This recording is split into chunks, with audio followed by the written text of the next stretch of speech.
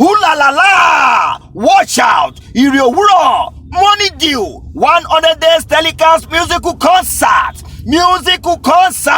Àrà ọ̀tọ̀ ni èyí o among the inspirational artists of our time tí wọ́n jọ collabo tí wọ́n máa dàlúbọ̀lẹ̀ like never before to round up Ire Òwúrọ̀ 100 days telecast and Independence Day celebration. Artists Tobi Emmanuel, Seyi Praise, Ọmọọba Jacob, Angelina Jumi, Deepa Flavour, AY Sass, Oluwatobi Ayan, and Ewa Adaba. Unlimited praise tí kò lẹ́gbẹ́ showing on OITV channel on YouTube, Facebook, Instagram, and other accessible media. Date October 1st, Nigerian Independence 2021. Má jẹ́ kí wọ́n ròyìn ẹ̀ fún ọ, ó yá tètè sáré lọ́ra dátà. Jésù lolúwa.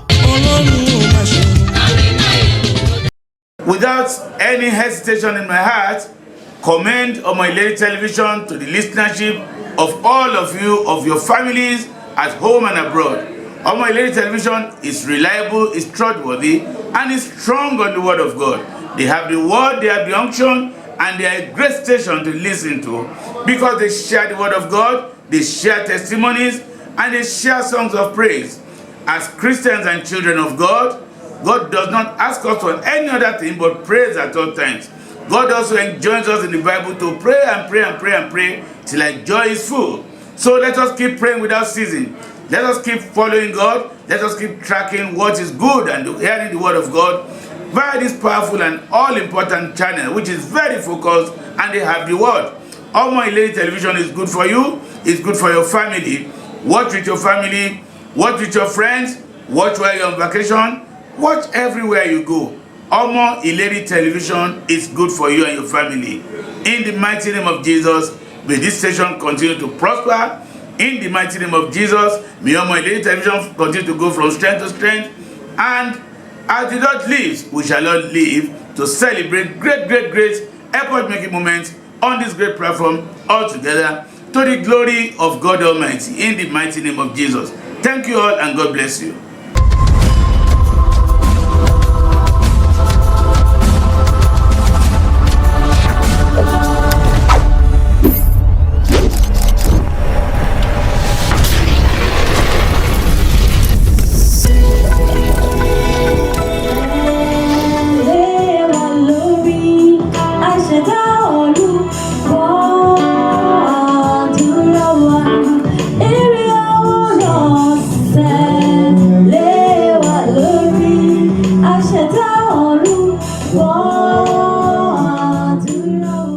Ìjọba ọ̀run lèrè onígbàgbọ́ má jẹ́ n kùnà bàbá mú mi délé o mú mi délé.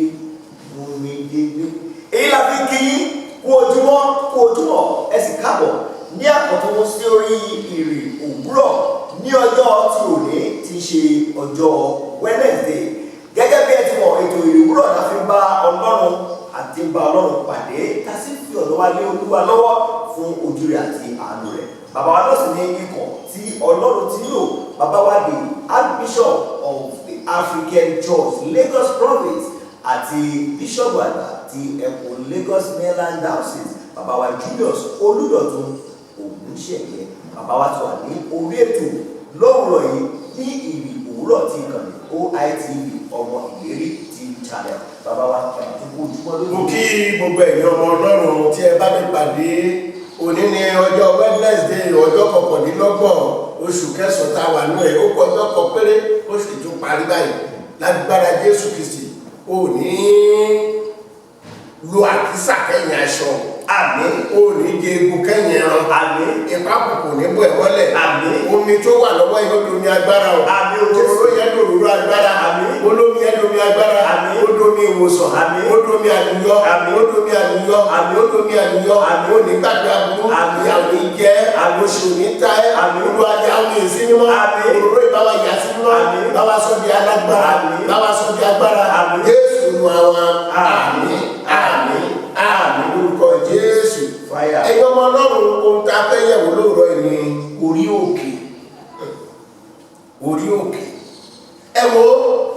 bá gòkè tán kò sóhun tó farasin fún wọn.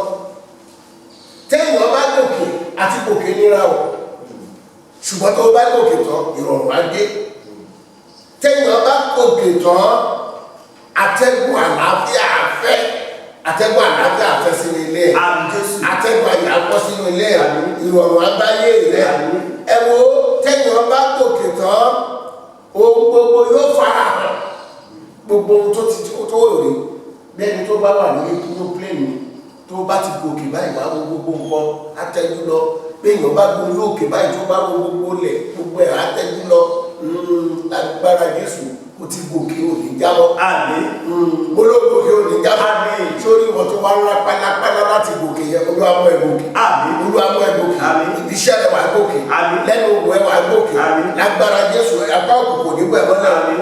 Orí òkè ẹ̀yin ọmọ Ọlọ́run Jésù Kristo Olúwa wa nígbà tí ó bẹ̀rẹ̀ iṣẹ́ ìránṣẹ́ ó bẹ̀rẹ̀ lórí òkè ní ó kọ́kọ́ lọ sí orí òkè èyí tí à ń pè ní orí òkè ní ọgbọ́gbọ́ ilé pè ní Yorùbá wọ́n pè ní Mount of Temptation bí tá a ti gbọ́n orí òkè lọ síbẹ̀ mọ́ borí olójẹ́ kó ṣàṣeyọrí kó ṣàṣeyege agbára Jésù téèyàn bá gòkè lọ tí ó bá sọ tí ọlọ́mọ àjẹ́ kó ṣiṣẹ́ ó ní ṣiṣẹ́ o. Àmín. Lórí òkè tó gùn tó ti gbó ní jábọ́. Àmín. Olóòdè ní ṣiṣẹ́ ń bẹ̀. Àmín. Ìrọ̀rùn abẹ́ ń bẹ̀. Àmín. Ìrọ̀rùn abẹ́ ń bẹ̀. Àmín. Jésù Kristo Olúwa wa ó borí èṣù lórí òkè tó wà. Ẹ bá mi wo Mátíù orí 4 ẹsẹ̀ 8. Èṣù sì gbé lọ sí orí òkè. Èṣù sì gbé lọ sórí òkè gíga. Ẹ̀wẹ̀. Ó sì fi gbogbo ilẹ̀ ọba ayé àti gbogbo ògo wọn hàn. Ẹ̀yin ọmọ Ọlọ́run kábíyèsí rẹ̀ Jésù, kábíyèsí rẹ̀ Jésù, ó ní ìgbà tí agbọn ayé bá sì ń fà mí jẹ́ kí Gẹ́símánì kó wá sí ìrántí mi. Ẹ̀yin ọmọ Ọlọ́run Jésù Kristi Olúwa wa ó borí àdánwò, ó borí èṣù. Bẹ́ẹ̀ náà ni Jésù Kristi Olúwa wa yìí ó lọ wàásù lórí òkè. Ẹ bá wo Mátíù orí 5 ẹsẹ̀ 1 sí 12 ó wàásù lórí òkè ńbẹ̀. Ọ̀pọ̀ ìwòsàn òní Jésù Kristi Olúwa wa òun ló ṣe lórí òkè. Tẹ́ ẹ bá wo Mátíù orí 15 Mátíù orí 15 ẹsẹ̀ 21 sí 21 Jésù Kristi Olúwa wa ó ṣe ìwòsàn lórí òkè. Olúwa mú ẹ sàn. Àmín. Olúwa mú ẹ sàn. Àmín. Wọ́n mí ọdún mi ìwòsàn. Àmín. Ọdún mi ìwòsàn. Àmín. Ẹ mo gbé lọ sórí òkè báyìí lágbára Jésù gba ìwòsàn tiẹ̀ báyìí. Jésù gba ìwòsàn tiẹ̀ báyìí. Ẹ ó lọ sórí òkè ìparadà. Ó lọ sórí òkè ìparadà nígbà tó débẹ̀ àwọn mẹ́ta náà tẹ̀lé nígbà tó dọ̀rùn àwọn mẹ́tẹ̀ẹ̀ta náà dìjọ lọ nígbà tó wá dọ̀rùn wọ́n ní bọ́ọ̀mù ṣe dára tó wọn ló dára láti pàgọ́ mẹ́ta ọ̀kan fún ọ ọ̀kan fún Mósè ọ̀kan fún Èlíjà wọn ò fẹ́ padà wá mọ́ nígbà tó ń dára orí òkè nìyẹn ibẹ̀ lọ́dọ̀ ti ń gbàdúrà ibẹ̀ lọ́dọ̀ ti ń dáwọ̀ àdúrà Olúwa dáwọ̀ àdúrà rẹ̀. Àmín. Orí wa kọ́ ni ó ti pẹ́ tí mo ti ń gòkè ó ti pẹ́ tí mo ti ń jìyà ó ti pẹ́ tí mo ti ń ṣèṣọ́ òru Olúwa mò ń ṣe láàánú Olúwa mò ń ṣe láàánú Olúwa mò ń ṣe láàánú Olúwa mò ń ṣe láàánú Olúwa mò ń ṣe láàánú. Ẹ bá mi wo Mátíù orí 19 orí 17 ẹsẹ̀ 1 Mátíù 17:1. Lẹ́yìn ọjọ́ mẹ́fà Jésù mú Pétérù àti Jákọ́bù àti Jòhánù arákùnrin rẹ̀ ó sì mú wọn wá sórí òkè gíga ní apá kan. Níbẹ̀ ni wọ́n ti Mósè àti Èlíjà wọ́n fara hàn níbẹ̀ ìyanu ṣẹlẹ̀. Isaiah 22:2 àbí Isaiah 2:2 Isaiah 2:2 Isaiah 2:2 Isaiah 2:2. Yóò sì ṣe ní ọjọ́ ìkẹyìn. Gbọ́dọ̀ ajá kó fi ara ẹ balẹ̀. Ó sì ṣe ní ọjọ́ ìkẹyìn yẹn. A ó fi òkè ilé Olúwa kalẹ̀ lórí àwọn òkè ńlá. A ó fi òkè Olúwa kalẹ̀ lórí àwọn òkè ńlá. A ó sì gbé ga ju àwọn òkè kéékèèké. A ó gbé ga ju àwọn òkè kéékèèké lọ àwọn òkè kéékèèké lágbára Jésù ó ti ń lọ lórí òkè kan dé nǹkan Olúwa gbàdúrà ẹ̀. Àmín. Olúwa gbàdúrà ẹ̀. Àmín. Ó ní gbàgbà tí àdúrà. Àmín. Ó ti ń jáde lónìí ní jáde lékú lọ́wọ́. Àmín. Mo ní òní jáde lékú lọ́wọ́. Àmín. Ọ̀la báyìí ó ní àdàgbére fún oṣù ìkẹsàn-án lágbára Jésù ní ọba tó wà kù oṣù yìí parí lágbára Jésù kò ní ṣiṣẹ́. Àmín. Ní ṣẹ̀ṣẹ̀ pé. Àmín. Lágbára Jésù Kristi ìyanu àṣẹlẹ̀ ní ayé ẹ̀. Àmín. Ẹ̀mọ́ Ọlọ́run yóò máa bọ̀ gbé. Àmín. Ààbò tó dájú wà lórí rẹ̀. Àmín. Ní orúkọ ńlá Jésù Kristi Olúwa wa. Àmín. Àmín. Àmín. Olúwa Jésù fire. Kì í dúpẹ́ lọ́wọ́ ọba aláṣetì bí kò ṣe Ọlọ́run aláṣepé ní ọpẹ́ yẹ. A ti dúpẹ́ fún oore ọ̀fẹ́ àṣeyọrí òwúrọ̀ ọjọ́ tí ò ní tí a sì rí oore ọ̀fẹ́ àti àna Ọlọ́run gbà. Bí a ti bẹ̀rẹ̀ oṣù yìí pẹ̀lú ayọ̀ àti àlàáfíà, mo gbà ládùúrà wípé ayọ̀ tí a fi bẹ̀rẹ̀ oṣù kẹsàn-án yìí náà ni a ó fi làájá, a ò ní rí ìrìnàjẹ́. Ẹ tún pàdé bàbá wa bákan náà ní ọjọ́ tí ọ̀la tí ń ṣe ọjọ́ tí oṣù parí fún ìrìn ìbùkún àkàntún agbára tí a ó fi wọnú oṣù kẹwàá. Àánú Ọlọ́run tí mo bá wa gbé Jésù Olúwa wa. Àmín, àmín, àmín lórúkọ Jésù. Settle. Ooh la la la! Watch out! Ire Òwúrọ̀ Money Dew 100 days telecast musical concert.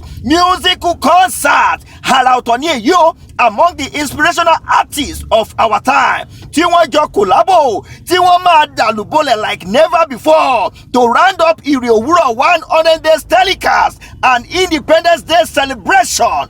Artists Tobi Emmanuel, Seyi Praise, Ọmọọba Jacob, Angelina Jumi, Deepa Flavour, AY Sass, Oluwatobi Ayan, and Ewa Adaba. Unlimited praise tí kò lẹ́gbẹ́. Show him on OITV channel on YouTube, Facebook, Instagram, and other accessible media. Date October 1st, Nigerian Independence 2021. Má jẹ́ kí wọ́n ròyìn ẹ̀ fún ọ, ó yá tètè sáré lọ́ra dátà. Jésù lolúwa. Ká tó bí mi sáyé. Bàbá ti ṣẹ́gun fún mi. Ẹ̀rín ló bù mí kú o. Ó ti tẹ Sátánì pa. Fresh oil òróró tuntun ló lè fi tẹ Sátánì pa. The African Church Cathedral Salem, the Church of Peace, Lagos Mainland Diocese, Lagos Province invites you to the 2021 Adult Harvest Thanksgiving Service. Team Harvest of Fresh Oil, ìkórè òróró tuntun lábẹ́ alága ìgbìmọ̀ ìkórè Brother Gboyega Okegbero. Good day, distinguished ladies and gentlemen and listeners at home and abroad on this popular channel, Omo Ileri Television. I thank you all for finding time to listen to me at this moment, and may God Almighty bless you. My purpose of coming on this platform right now is none other than to invite all and sundry to the 2021 Adult Harvest of a big cathedral, the African Church Cathedral Salem. The theme of our harvest coming up on 3rd Sunday of October 2021 is Harvest of Fresh Oil. That text is taken from the book of Psalm 92 verse 10. And trusting God as you come with your worship and your offering and thanksgiving that day, definitely God Almighty shall pour fresh oil on you, on your ministry, on your business, on your schoolwork, on your work, and on your life and family as a whole. In the mighty name of Jesus, we invite you all to come on time. The service starts at 10 a.m. in the morning, and we'll be looking forward to welcoming all of you. Please come with all your friends, come with your family, and bring your joyous thanksgiving, because God loves the cheerful giver. Bring your thanksgiving, bring your offering with cheerfulness in your heart, and the God of harvest shall multiply all your offerings through his mercies and in the mighty name of our Lord Jesus. Thank you very much. And we'll seize the opportunity to also thank the management of Omo Ileri Television for their continuous support to all that we do on the Harvest Committee. We pray that God Almighty continues to bless the management and staff of this station, continue to uplift this station, and everything that they dwell on or they lay their hands upon shall continue to meet the mercies and favors of God in the name of our Lord Jesus Christ. Amen. God bless you all. Thank you. Fresh oil òróró tuntun ní ìfarahàn ẹ̀mí mímọ́ àti agbára Ọlọ́run. Come and experience the presence and power of the Holy Spirit through the 2021 Adult Harvest of the African Church Cathedral Salem, Ebute Metta, Lagos State. Guest preacher, the Most Reverend Samuel Ade Ajayi.